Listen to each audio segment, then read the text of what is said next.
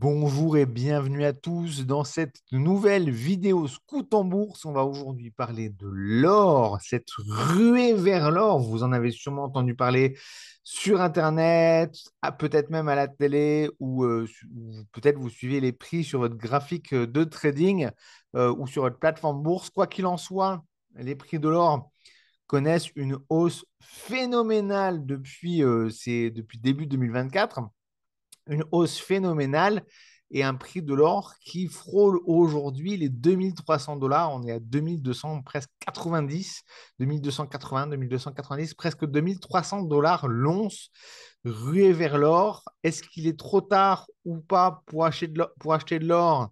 Bon, ça, moi, j'ai pas de boule de cristal, donc je vais pas pouvoir y répondre. Maintenant, on va regarder ensemble ce qu'en pense Warren Buffett.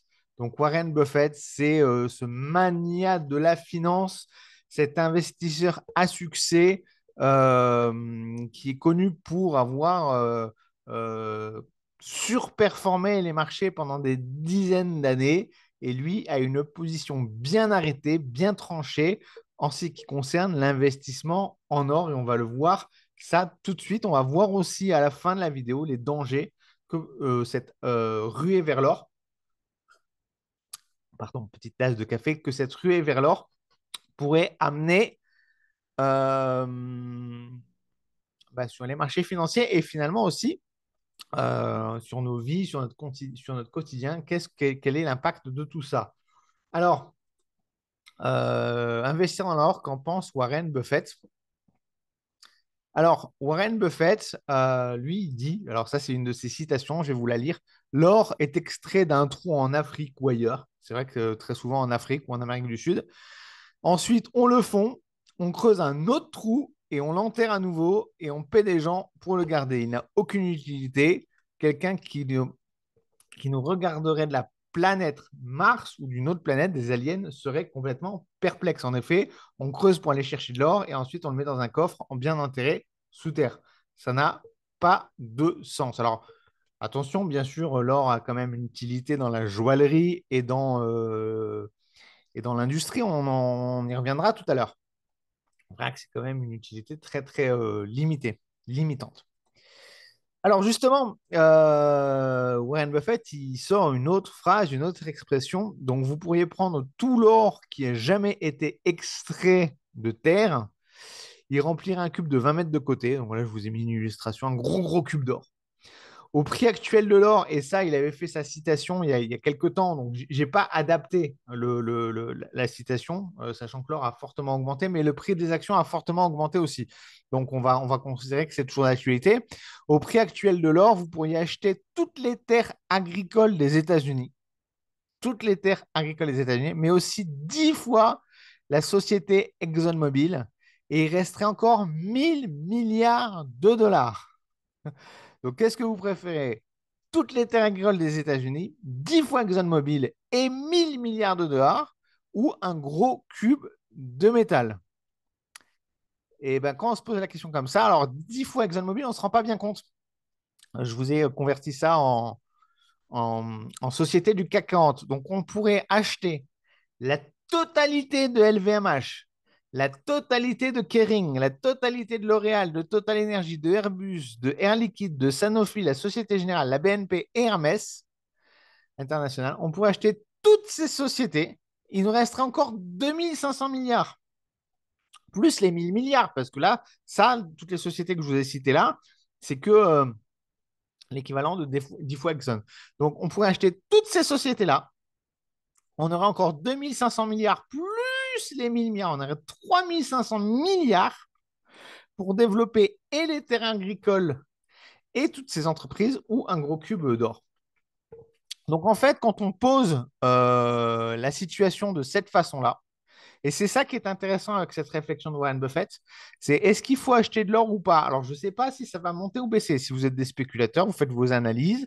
Moi, je partage de temps en temps sur mon autre chaîne YouTube des analyses techniques. Je partage aussi sur Twitter ou sur Facebook ou sur ma page Facebook ou autre. Je partage des analyses techniques, des analyses fondamentales. Je fais aussi des articles sur Café de la Bourse pour vous aider à savoir si potentiellement on pourrait anticiper une hausse ou une baisse de l'or. Donc ça, je vous laisse, si vous voulez spéculer sur l'or, je vous laisse deviner, déterminer si ça va monter ou baisser. Mais est-ce qu'il faut investir sur l'or du coup? Eh ben, quand on a quand la chose nous est présentée comme ça, évidemment, entre un cube de 10 mètres, de 20 mètres sur 20 mètres, où toutes ces sociétés-là là, qu'on a à l'écran, plus 3500 milliards pour les développer, plus toutes les terres agricoles des États-Unis, la question, elle ne se pose pas, elle est évidente. On se dit, mais attends, un cube d'or ou tout ça, qu'est-ce qui produit le plus? Qu'est-ce qui a le plus de chances de m'enrichir? Ben, évidemment, c'est d'acheter toutes les sociétés.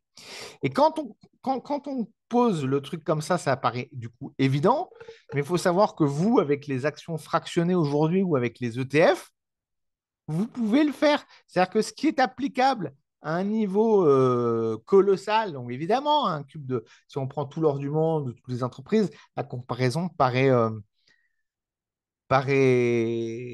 dénué de sens, d'accord? On se dit, c'est évident qu'il faut acheter toutes ces sociétés-là et avoir les 3 500 milliards, plus toutes les terres agricoles, c'est sûr que c'est ça qui nous rapportera le plus. Mais vous pouvez, vous aussi, l'appliquer à votre échelle, c'est-à-dire que c'est des questions de proportion, en fait. Donc, il vaut mieux acheter 10 euros de toutes ces actions-là, plus avoir 100 euros de cash, plus avoir un petit terrain agricole, plutôt qu'acheter de l'or. Donc aujourd'hui, on est dans un monde où on peut se permettre, avec les actions fractionnées, avec les ETF, il y a même de l'immobilier fractionné. Il faudra que je vous retrouve le site, je vous le mettrai en commentaire de la vidéo. On peut même investir dans de l'immobilier à partir de 100 euros. Donc aujourd'hui, ce que Warren Buffett vous dit, à votre niveau, évidemment, vous vous dites tout l'or du monde, ça me paraît inaccessible. Mais bien sûr, pour moi aussi, pour tout le monde, c'est inaccessible tout l'or du monde. Mais ce que vous pouvez mettre à grande échelle, vous pouvez le mettre à petite échelle aussi. Donc, ce qui vous enrichira, pardon, si vous avez tout l'or du monde, ça vous enrichira aussi à plus petite proportion avec vos moyens. Donc voilà, ça c'était la première réflexion. Ensuite, la deuxième réflexion, c'est que seulement 11% de l'or euh, produit est utilisé dans l'industrie. Donc l'industrie médicale, électronique, automobile, la défense, l'aérospatiale, etc. Donc si on reprend notre cube de 20 mètres sur 20 mètres, si vous voulez, on a un cube, allez, grosso modo, 11%, c'est 2,2 mètres sur 2,2 mètres. Donc sur votre cube géant, potentiellement, si on exclut la spéculation, des gens qui viendraient vraiment venir vers vous en vous disant, tiens, moi, je veux un bout de votre gros bloc d'or, il y aurait seulement de la demande pour un cube de 2 mètres sur 2 mètres. Donc, sur votre géant cube, vous aurez de la demande seulement pour 10% de l'or que vous avez. Donc, quand on se dit ça, on comprend qu'il y a énormément de spéculation. Alors, il n'y a pas que l'utilisation industrielle, il y a la joaillerie aussi. La joaillerie qui représente beaucoup plus, qui représente 38% de tout l'or en circulation.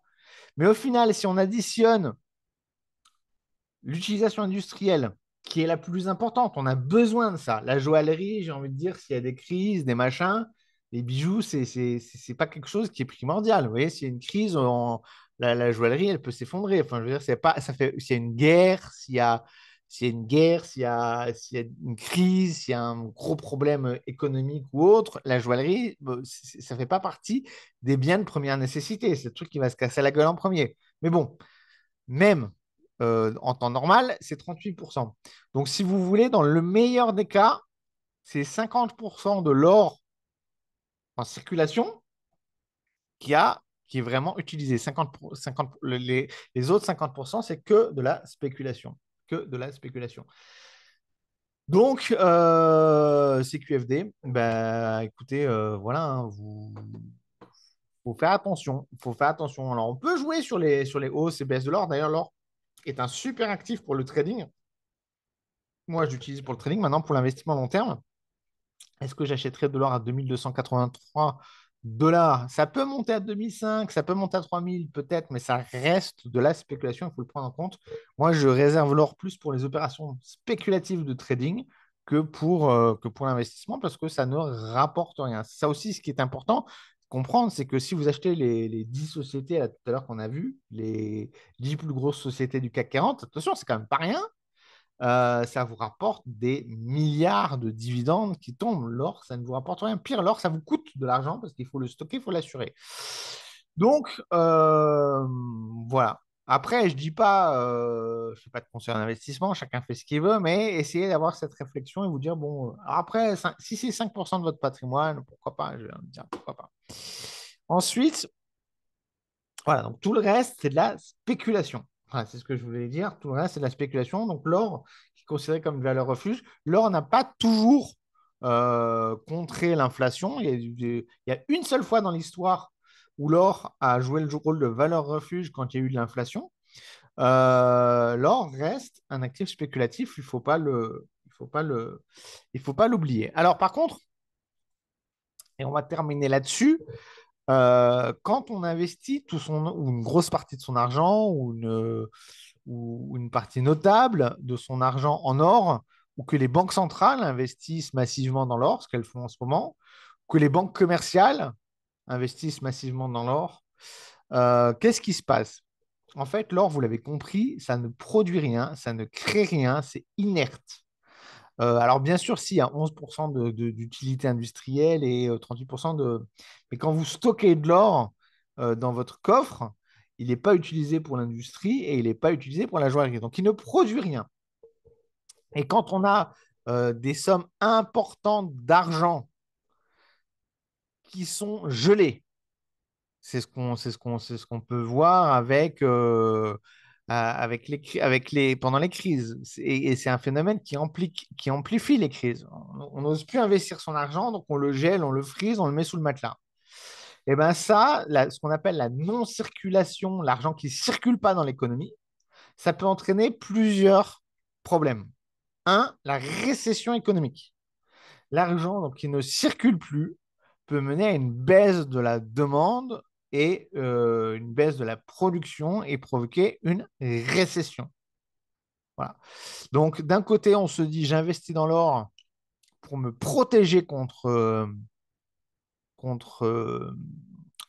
contre potentiellement une crise économique, mais je contribue à accélérer le phénomène qui pourrait amener à une récession économique. Donc, c'est grave.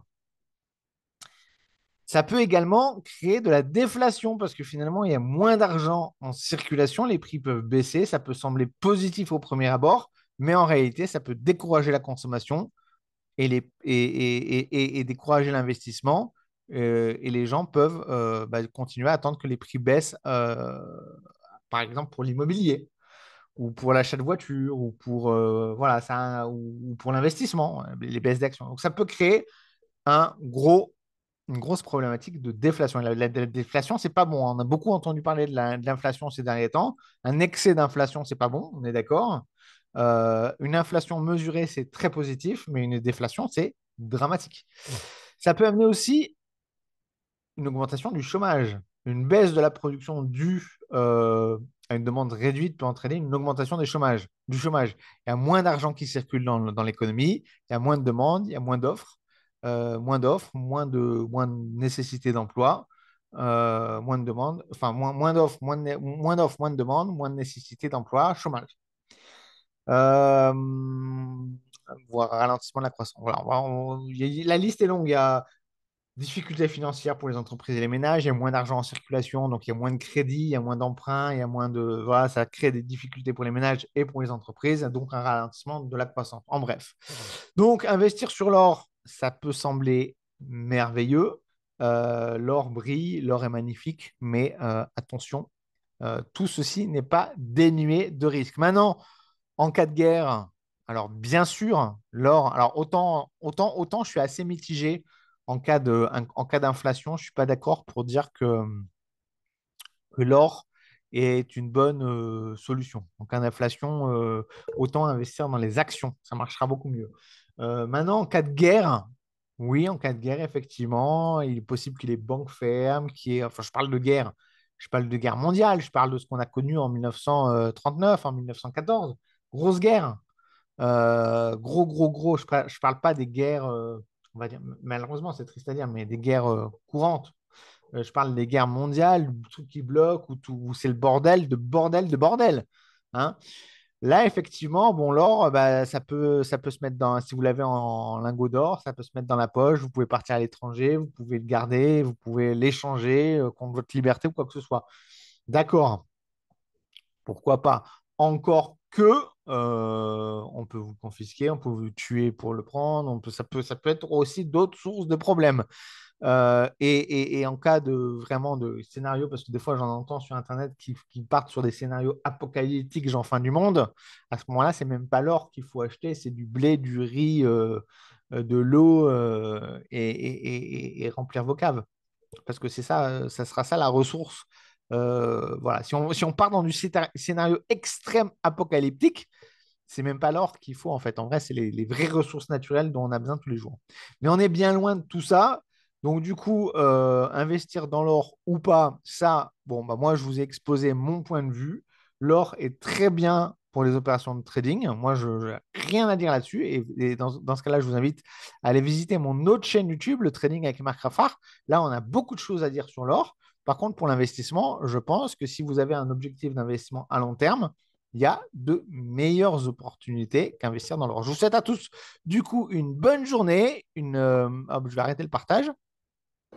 Une bonne journée et soyez prudents sur les marchés. On est sur des plus hauts historiques. On ne sait pas de quoi demain sera fait.